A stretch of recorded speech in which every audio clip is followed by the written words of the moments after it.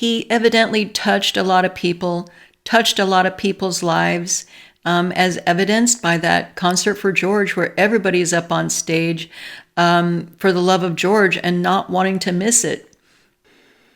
George was a giant, a great, great soul, with all the humanity, all the wit and humor, all the wisdom, the spirituality, the common sense of a man, and compassion for people. He inspired love and had the strength of 100 men. He was like the sun, the flowers, and the moon, and we will miss him enormously. The world is a profoundly emptier place without him. That was Bob Dylan in January of 2002, paying tribute to George Harrison after George Harrison passed in November of 2001. And it's absolutely beautiful. And Bob should know, because according to Bob, he and George, they adored each other. They were buddies. And I was reminded about this wonderful tribute when I saw that YouTube video that was recently uploaded where Mo Foster is interviewing George Harrison at Abbey Road in 1995. Paul, George, and Ringo, they're working on Beatles anthology. And George is talking to Mo Foster, it looks like, for about 10 minutes or so.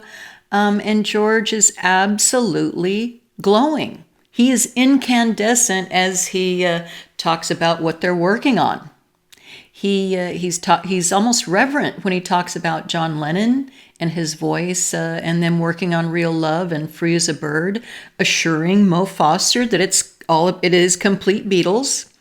And he even laughs and jokes about the studio outtakes that they're discovering. And he willingly and joyfully tells like 3 or 4 Beatles anecdotes. It's fabulous. It's wonderful. It's beautiful. And and when I saw that, I was reminded of this tribute here. Because we don't often see that, and I guess even I kind of buy into those stereotypes of George where everybody says, oh, he's grumpy, oh, he didn't like the Beatles, he didn't want to do the Beatles anthology. Maybe I bought into that a little bit, and I'm sorry, so here I am just basically, for the love of George today. We're just going to love on George a little bit here because, I'm reminded how wonderful of a person that he is. And hopefully, if we do get like a remastered Beatles anthology, there'll be more beautiful George, more wonderful Paul, more amazing Ringo, and more incredible John. Because there's nothing wrong with a lot more Beatles. Okay, so please, I got my fingers crossed.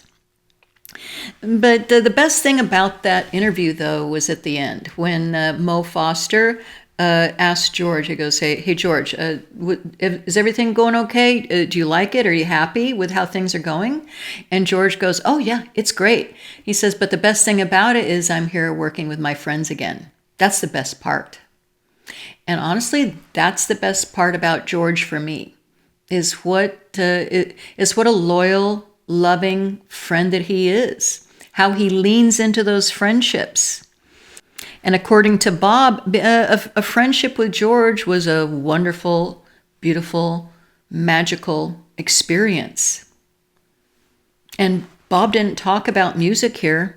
Bob just talked about George, and George's soul, his strength and his wisdom. George's strength and his friendship and his love is on display at the Concert for Bangladesh.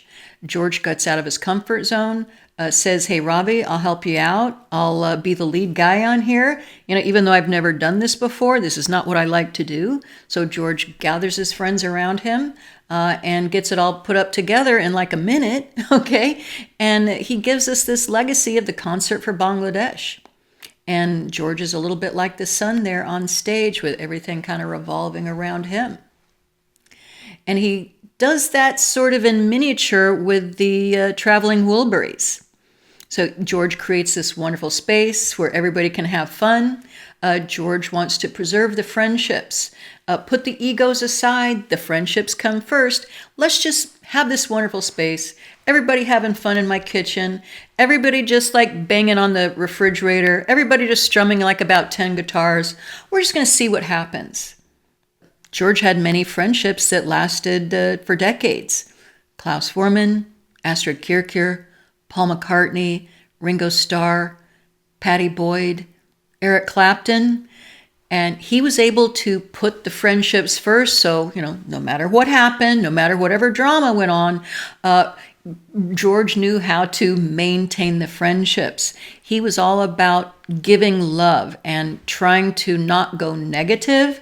That was what was important to him. In the Beatles anthology, you could hear him talking about that. And in many other interviews, beginning even in the 60s, George believed in giving out that love because he believed what Paul said in the lyrics, like the love you take was equal to the love you make.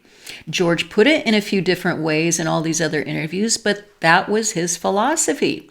He felt that negativity would somehow, grow and come back on you. So he believed, I'm going to put the love out and maybe the love will come back to me.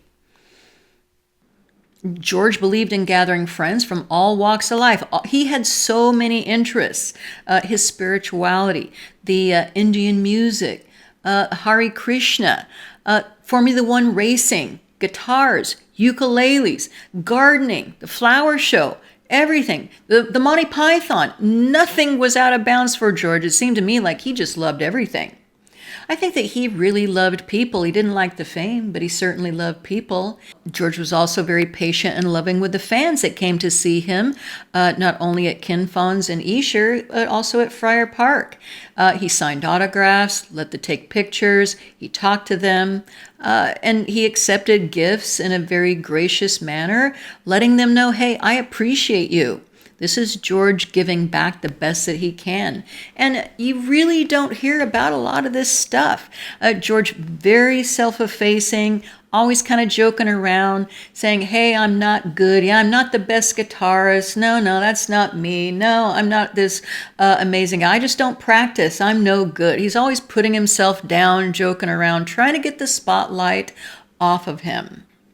And so I don't blame these friends. All of them seem to just fall in love with George. Olivia says that George is a very romantic person. And a lot of people would fall in love with George, but thankfully, George and Olivia's love was bigger than all of that. George would prove his strength and his courage many times.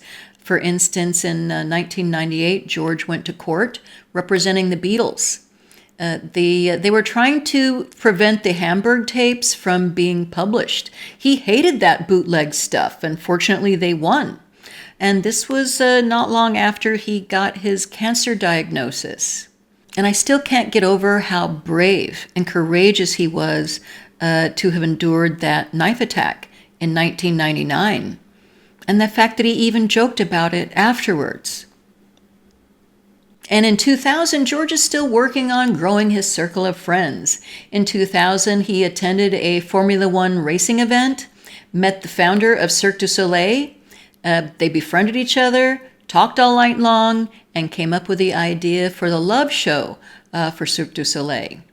So don't tell me George doesn't love the Beatles, and he obviously cares a lot about their legacy. George loved those guys. He would always say he loved those guys. In Beatles anthology, George would say, yeah, we were so tight.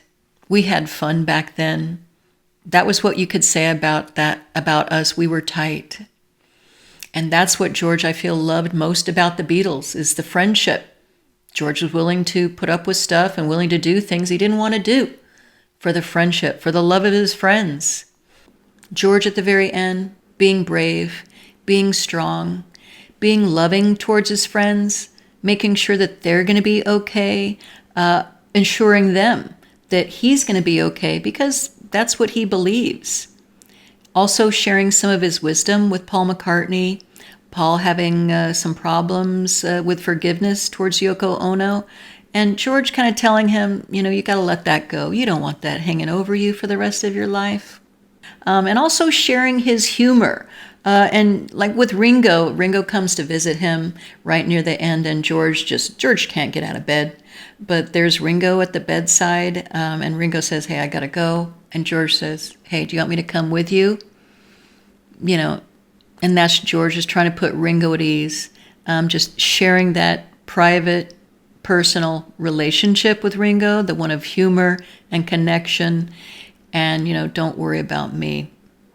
Yeah, when George left, George definitely left a lot of broken hearts behind, but he also left a lot of love behind.